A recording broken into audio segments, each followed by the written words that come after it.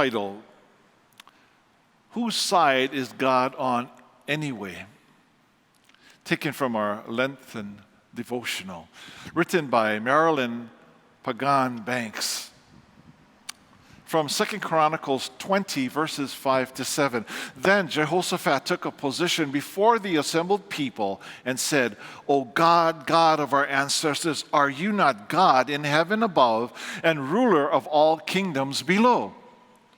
And didn't you make the natives of this land leave as you brought your people Israel in? Turning it over permanently to your people Israel, the descendants of Abraham, your friend? Marilyn's reflection begins.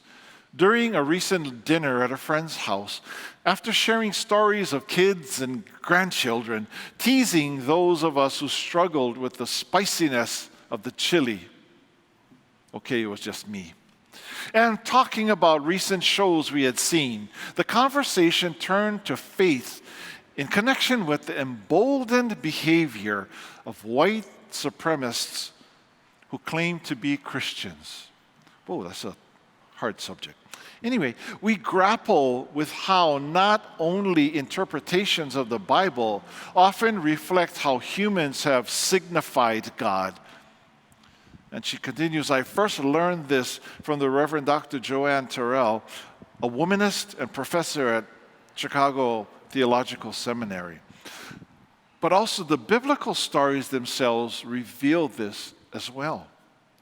Our stories are based on how we understand and how we relate to God. And when I read this passage from 2 Chronicles, as a Puerto Rican in the diaspora, I absolutely cannot relate to the colonizers' experience of God. Thankfully, in our spicy theological conversation, rather than waste time talking about that ain't the God I serve, we agreed that to live in a faithful Christian and as a faithful Christian is to follow the commandments of Jesus.